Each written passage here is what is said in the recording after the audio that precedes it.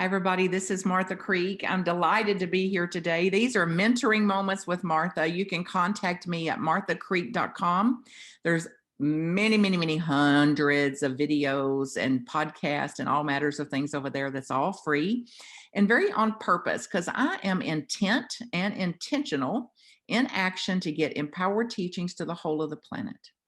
And I am here to serve those who serve. So I believe if you're listening to this, you're about something and that there's no coincidence about what's brought us together. And we have got somebody with us today that is an extraordinary light for the world, a minister in training, which you may speak a little bit about, Lily Sandberg.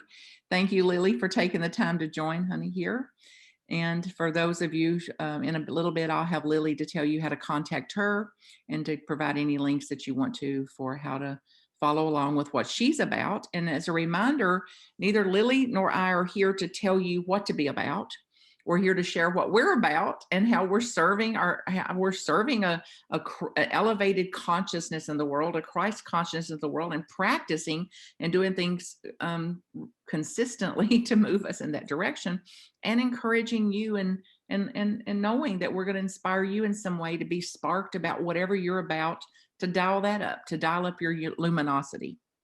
So, Lily, yesterday I heard that you did one of your first talks at a ministry in a spiritual center somewhere. So, way to go on that. So, I'd love to open that, honey, with what that was like for you.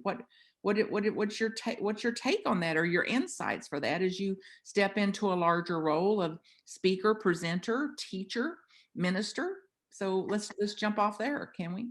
Absolutely. So I grew up in Unity. Let's start there. And being able to see each and every week the ministers of my childhood bring so much wisdom to the table, and people would walk out of big church and just feel so inspired and enlivened. I knew I wanted to be a piece of that from pretty early. But when I actually got into the practice of speaking, it was so intimidating, feeling like there was not only what I needed to say, but what Spirit needed to say through me, and then how that would land on the people that were listening. And so being in this process of fine tuning my skills, not only officially on the ministerial path through Unity Worldwide Spiritual Institute, but also in having the opportunity to come and present in these ministries virtually, has been quite the experience. And so I recently spoke at Unity of Stockton in Stockton, California, and I had actually met their current spiritual leader, Reverend Sheila Johnson, at SEE Week when I was just 18 years old. And from that moment, she said, "You're going somewhere. We're bringing you in." And so actually, Sheila has flown me out to California from Albuquerque a few times for me to speak. And it was so fun to be able to come back to that ministry and speak virtually. And what was so meaningful for me was there was people who had seen me from my very first talk that I gave there, 5 years ago to now, and being able to see my growth and share that growth reflected to me. Because sometimes when you're in it, you don't always see it. And I got to talk about the second unity principle and our inherent goodness. And what does that look like in the world when the world doesn't look good from the outside? And so my talk title was, "What Happens When It's Not All Love and Light?" And that was so important because the beauty of being able to share a piece of yourself with the community is probably whatever you're working on is shown to that community. And so this is stuff I'm still tuggling with and working on and figuring out really how I can show up in that and believe in that. And so it was such a wonderful time to share that with that community. Well, it really inspired me to see that, honey, and your talk title, which I'll be asking you to answer that question here in a minute. So take a big, deep breath as you do that. And to just shed a little light on this, I just finished a study with about 25 people that we meet once a month to look at this notion of a universal Christ consciousness, Mm. and to be this and express this in the world from our inherent goodness, and to also to look at dismantling systems that cause something good and bad Mhm. and good and evil, and to look to see that ever how long I keep that in place, I'm actually contributing to that. So then we take down and they're all, honey, 60, 70, 80-year olds. So this wrangling that you speak about, that wasn't your word for it, but this wiliness of this and our seeking in this, as far as I know, doesn't leave us, honey. So Mhm. it's also going to be the impetus for your own process and my own process to stay lifelong students to this. and to accept the mystery of things too. So then the question then is, when I get just as mad at somebody getting mad, for example, then I've just put that back in the world. Yep. We can take a cliche or a platitude of what goes around comes around. What goes around comes around. So that's in every faith tradition, Mhm. said one way or the other, some teaching like that. So do more of what you want to experience more of, do less of what you want to experience less of, do unto others. So there's in every faith tradition, there's some way, sage, master teacher teachings that say what goes around is coming around. And what is in life is the way of it, is the truth of it, is the life of life. It is the life of life. And then we drew a neat little line down there somewhere and said, yes to that, and no to that, and no thank you. And this is BAD, and this is good, good, good, good, good. And then we get more and more affronted by anything we've labeled bad. And then we're in our own animalistic responses to that. So we're perpetuating the very thing in the world that we claim we don't want in the world, holding out for somebody else to go first, Mhm. to stop all that while we're actually exponentially contributing to it. So what is your take then? What is your answer to what do you do when it's not all good? Mhm. What do you do in those times where you're when life is expressing as itself, as principle, as nature, as it is, and I'm calling it not good. Yeah, I think the dichotomy of good or bad has really done a disservice to us in how we show up and use that power of judgment in the world. That when we focus on this is good and this is not good, we don't always get the wisdom of what we're perceiving as not good, because things come forward for us to be able to take that piece that is part of our spiritual journey. And not just for us, sometimes there are things in the world that are bad that inherently bring us closer, that give us that piece that we were looking for, that next step on our path. But if we're just saying it's bad, I'm not going to touch it, I'm not going to engage with it, I'm not going to watch the news, I'm not going to talk to the person that just POs me so bad, I'm not going to do it, it's bad, I shut it down. We miss that. We miss that piece of the divine coming through, made manifest in that too. Because the thing about the divine is it's neutral. It just is. It's the presence of everything all around with all the power.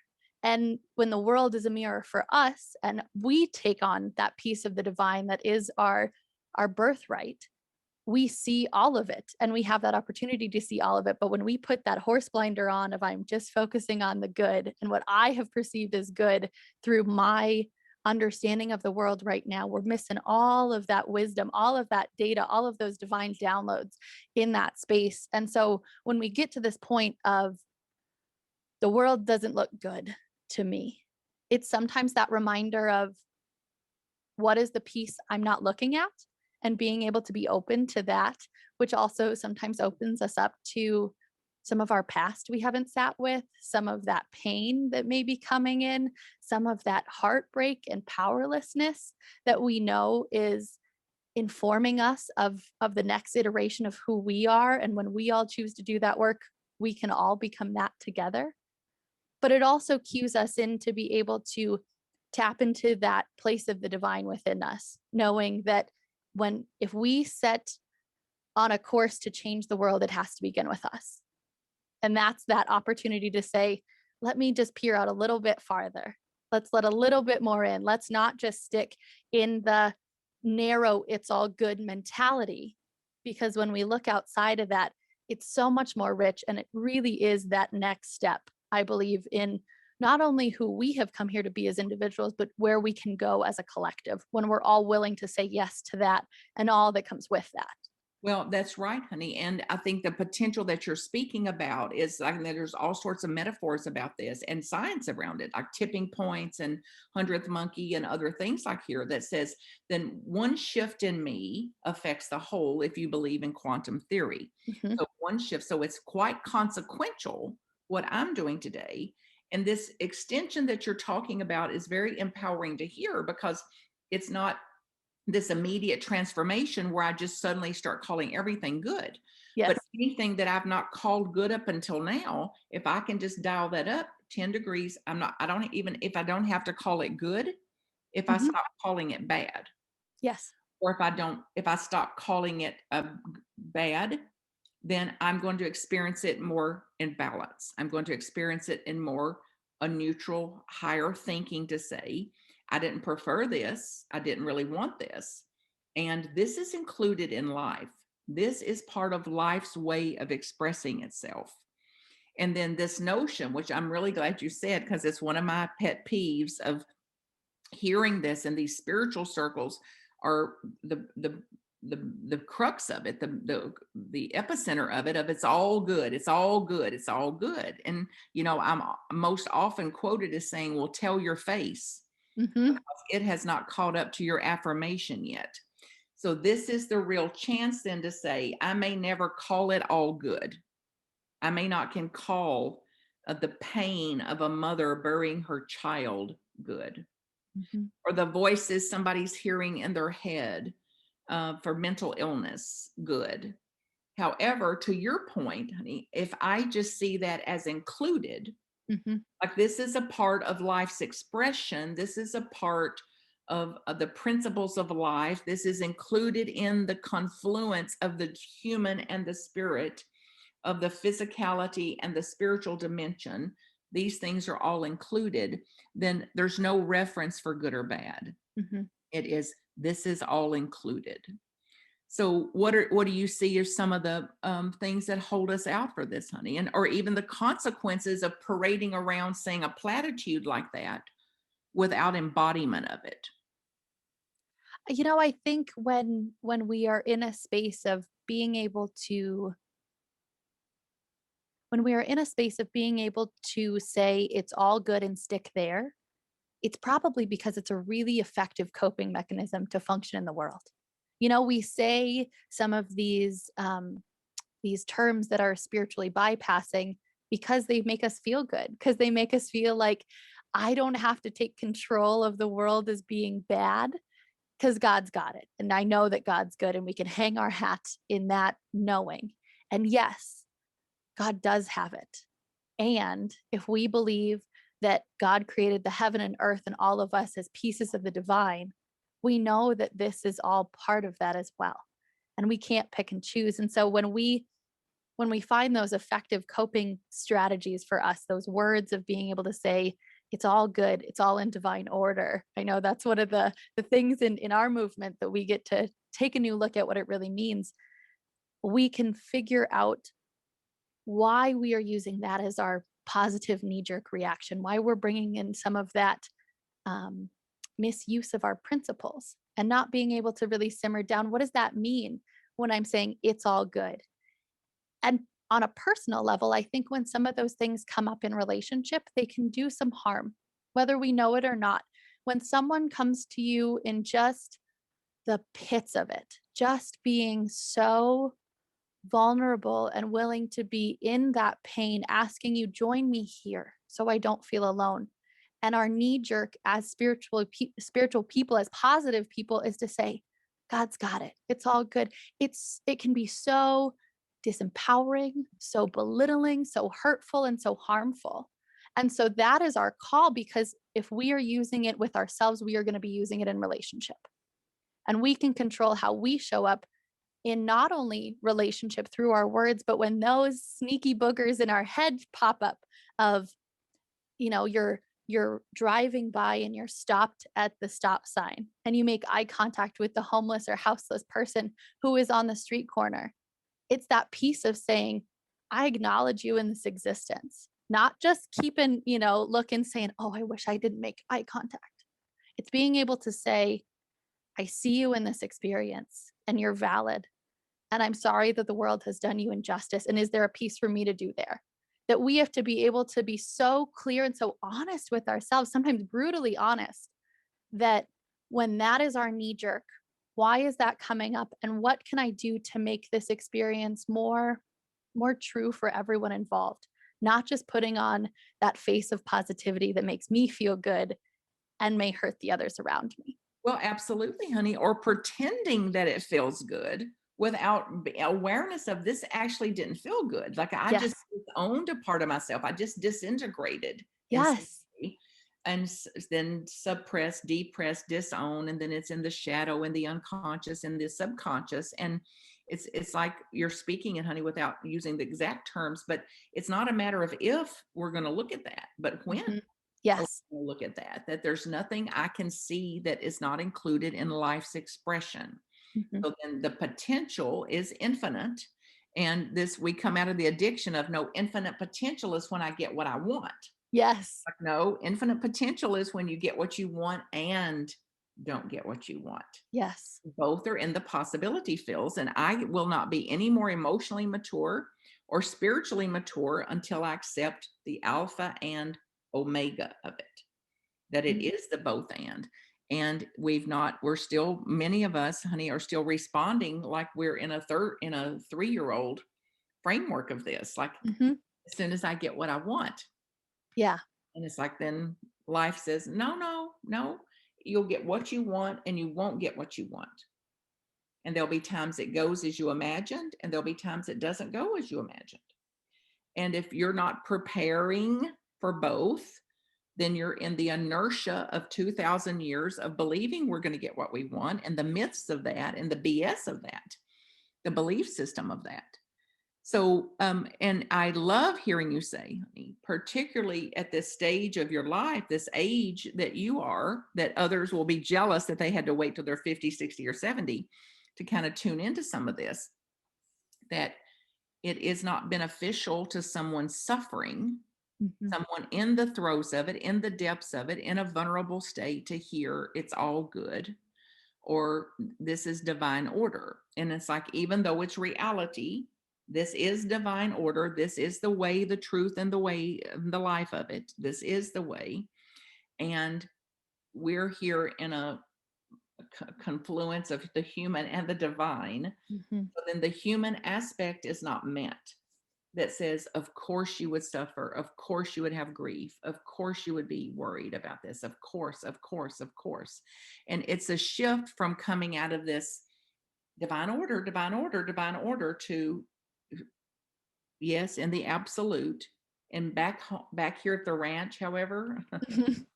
back here in our humanness of us, there's pain and suffering and loss and grief and things that can be met with greater compassion. Absolutely. Not trying to put a silver lining around it, which is Brene Brown's term for it. That when Mhm. you hear somebody suffering, and that was your terms, honey, which are her, the way she speaks it too, to meet them where they are, to join them where they are. And no empathetic, compassionate response starts with divine order or God's got this, or at least all the time. It could be a spark for somebody. It could occasionally be beneficial, but not out of this knee jerk instinctual, so that I can feel better about myself, or so that I can ease the discomfort in me by painting some silver lining around it. Mhm.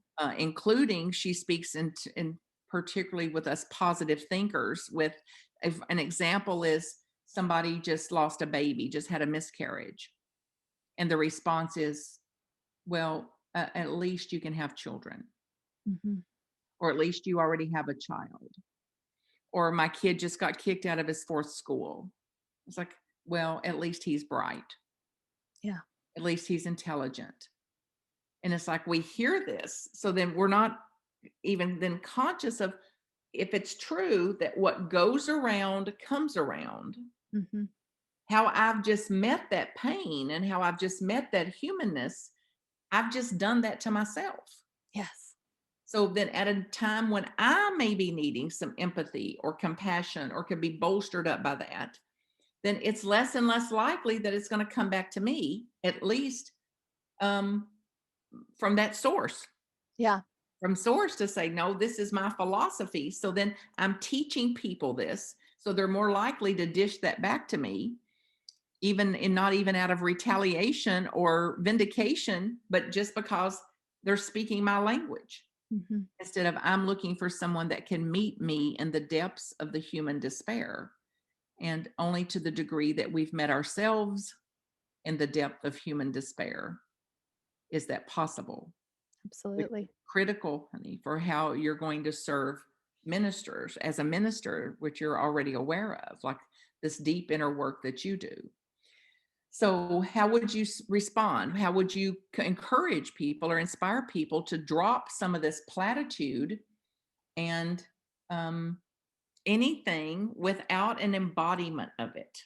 Mhm. So, what else could we do?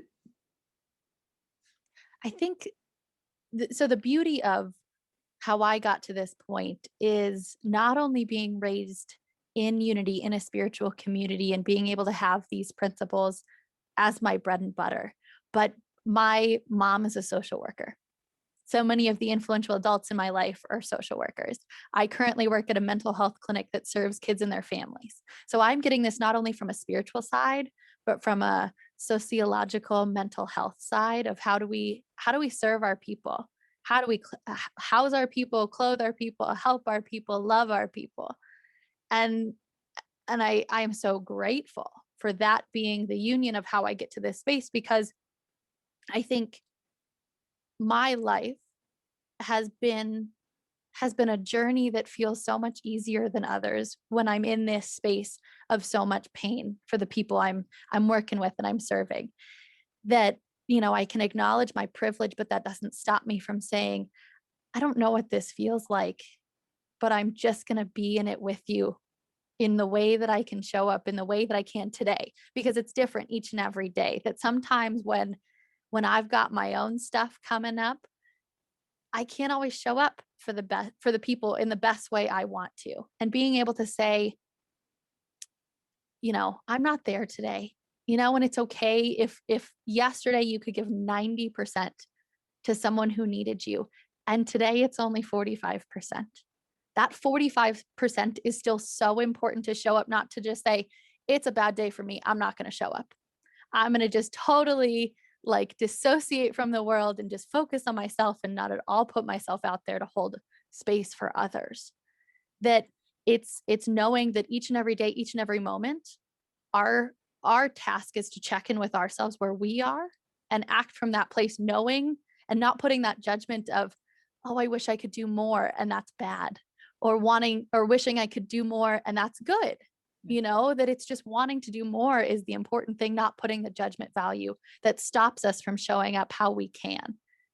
And so I think being able to ask the question of, um, when some of these platitudes come up, what need do they serve?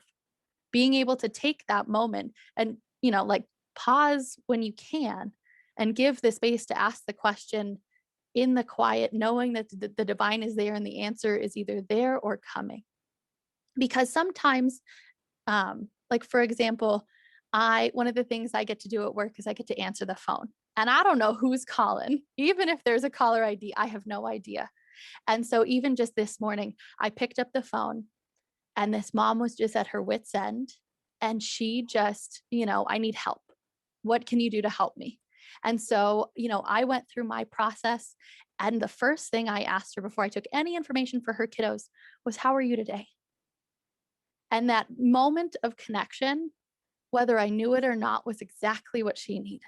And to be able to be broken open. I mean, we cried together on the phone this morning. This person I will probably talk to 3 more times in my life and know that she will be taken care of because I trust my team.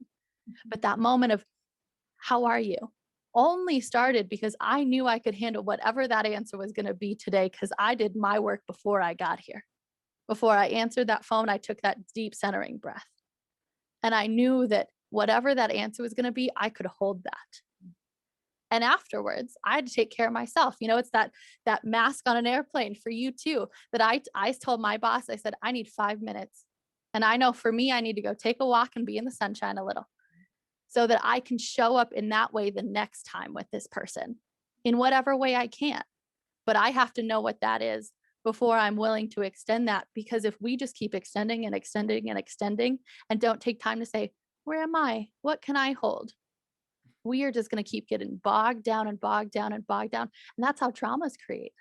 Well, of course, honey. And it's how we stop being any earthly good, and not Yes. out of good and bad, but earthly efficient, earthly Yes. source or resource for somebody in the name of resourcing, in the name of human kindness, in the name of social work or anything else. We can't. So you spoke just before we started the recording, honey, about discernment and the power of discernment and what it is. So you've just described it to me, and how you're living in a discerned state that says, I understand discerning is when I start to get this more exhale, I've got to stop and pause and let the breath find its balance again. Mhm. So I cannot, the phone, there's little memes about this, that when the phone gets on red, it's like, oh, but we let ourselves get on red without ever saying, I've got to take a walk. And how Yeah. discerning it is to you not to let that go, not to plow through that, to say, oh no, I'll wait till I get off, or I'll wait till tomorrow, I'll wait till Saturday, I'll wait till church on Sunday. Yep. It's no,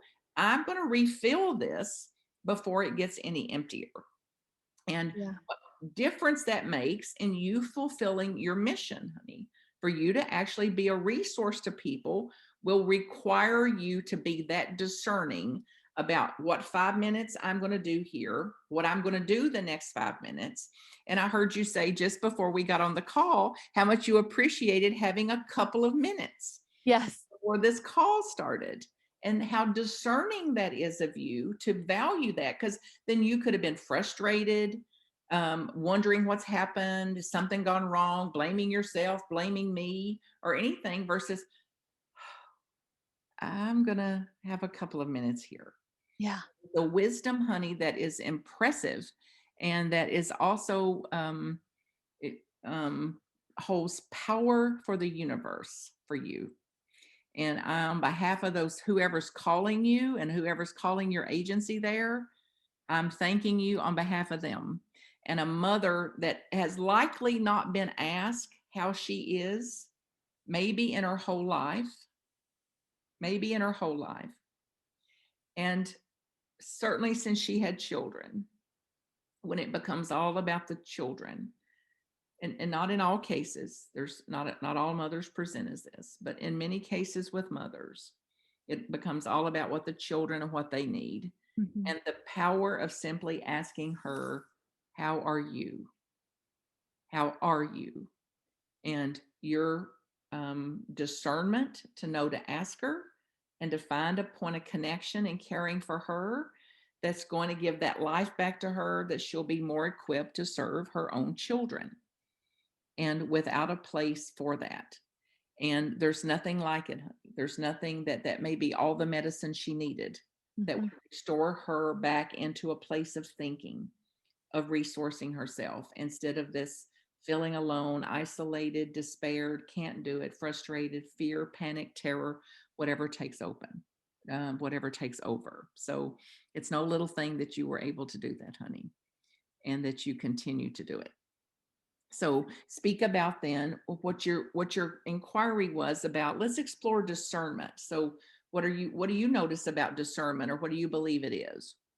Well, the aha I got when you were talking was sometimes I think I reserve discernment for the big things, the big decisions, the life changers, like that's when like my discernment process, I like almost reserve it and don't give credit to the daily moment by moment discernment that is already incorporated, that's already in practice, that's already in use for me. That sometimes I think, discernment, because the power of discernment is so meaningful to me and has been so transformative in being able to ask the question of, is this mine to do?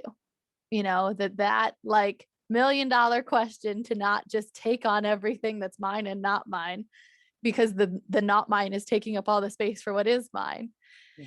I think I've reserved that for those big big things, knowing that in each and every moment, this is a big thing for all of us, that being able to take each and every breath is a big thing, knowing that we get to ask, how are you? And be okay with whatever answer is given is a big thing. Being able to take time in the quiet is a big thing. That I think that I didn't quite realize that discernment had been like mentally reserved for, only the big, obvious emotional changes and not in the simple moments of living this life.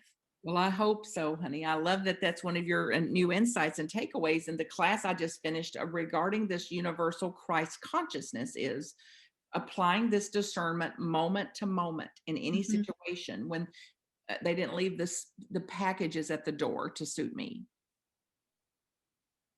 to discern now, um, where am I going to go with that? Mhm. Like there's another option for me here besides being affronted by that. Yeah. To discern, like there's two paths here. One hurts and one doesn't. There's two paths here. And I'm practicing day by day, honey, and moment to moment. Like when the toast pops up burnt, like the discernment to say, okay, am I going to go into this after all I've done for God?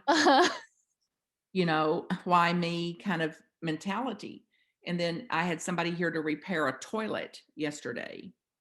And I was really working not to meddle in that, not to ask questions. I don't have any experience of it. Just give them space. And I was cordial. If there's anything you need, I'm available, just whatever. And he was tidying it up. He's out to go. And this feeling of it's not repaired. It's Mm. it's not complete. Mhm. And then the torture of not wanting to offend him, not wanting to breathe down his neck, nag, like all of that old stuff there. Yep. And to be a pleaser and to be kind and accepting and to be the best renter and whatever. And I had to follow it. Yeah. I just went and tested the toilet. I just moved it with my hands and it moved. Mm. That's all I needed to know. Like, I don't know what's going on, but this is a no. Yep. So, and then it was like, am I going to just let him go and then call and maybe somebody else will come, or am I just going to go tell him the truth? Yeah. Is I'm concerned about the toilet. It's moving and I haven't sat on it yet. Yeah. So, and it's moving. So, and he couldn't believe it. He said, I tested it, and he came back in and there was actually bolts broken Oh, man. there. So it would have been much more problematic if there Yeah. such a thing as a problem.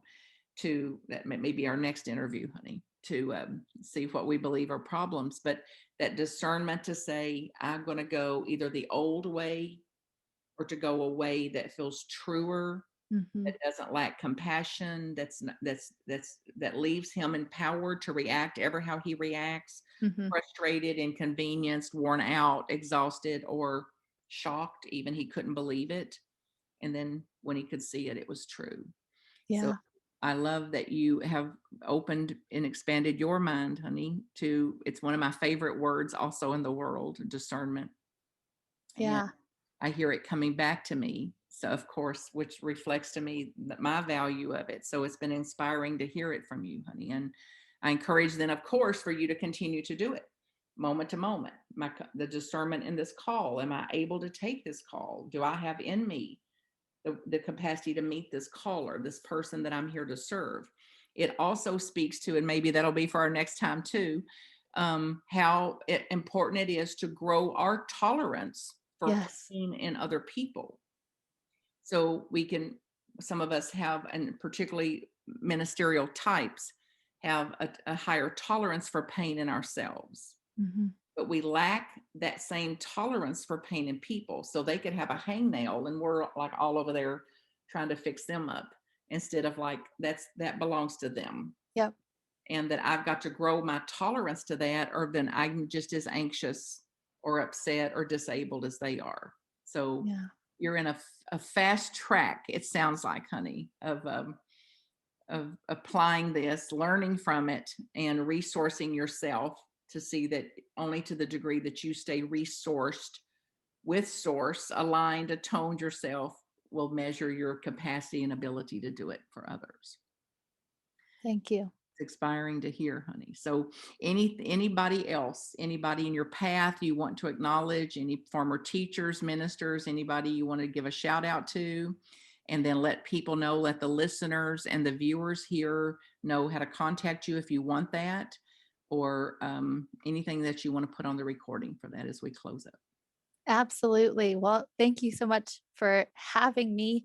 I would specifically like to just thank all of the other students on this ministerial path with me. We're getting done with a term, and it feels like, and I know deeply know that the right and perfect people are on that path with me, and how fun it is to get to do it together, how inspiring it is. One of the mottos in my life is everything is better when we do it together, and ministry is absolutely one of those things. I would also just like to thank Reverend Sheila Johnson for letting me come and speak in Stockton, knowing that she is moving on to her next perfect way to serve this world. In addition to my childhood ministers, Reverend Jude Denning and Reverend Ross Campbell. And on this wonderful International Women's Day, which is the day we are recording it, just a deep gratitude for the women in all of our forms showing up, making space for future people to show up in this world, in this space, knowing that unless we see ourselves in leadership, we feel like there's not a place for us. And so we get to show up and make space for the next generation of people who are coming, specifically today, the women in ministries, because that is not always a space that we are welcomed. And yet we continue to show up in this space. So I appreciate that. You can find me on Facebook, LILYSANDBERG. I would love to connect with you there. I will be posting my talk schedule as well as other talks there. You can also email me, lily.sandberg5@gmail.com, if there are other questions you may have, just wanting to connect, or other speaking engagements. That's the best way to get a hold of me. And thank you so much for having me, Martha. This has just been a delight to unpack some of this with you in this conversation. Yeah, you're so welcome, honey. I love you to pieces. I look forward to seeing what you're about and doing. Send you out to fly, Lily, fly in all ways that are meaningful to you. And thank you for taking the time to do this. So listeners, dial up to your own innate goodness, your inherent goodness, your connection with life, source, universal principle, God, whatever you name it. And to know that you absolutely have within you this of infinite potential to change your reality, what you're experiencing and how you're experiencing it, and that your hopes and beliefs are there on purpose. And if there's any way that I can support you, you know how to contact Lily. I'm marthacreek.com. Until we meet again, be blessed, be a blessing. So be it. I'll be in touch with you soon, honey. Thank you. marthacreek.com if I can support you. Blessings.